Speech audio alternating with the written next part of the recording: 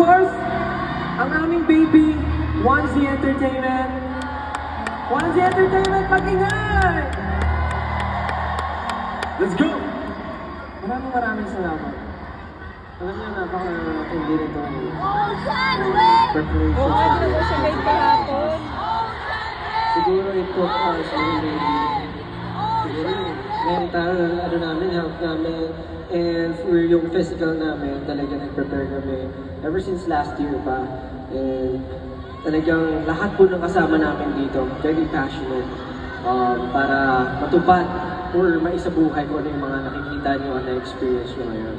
Kaya maraming salamat po sa pagsubaybay ng lahat ng ginagawa namin at craft namin at pagpunta ngayon dito sa concert na ito. Kapag bumalik kami at naisipan namin mag-homecoming, manonood ba kayo?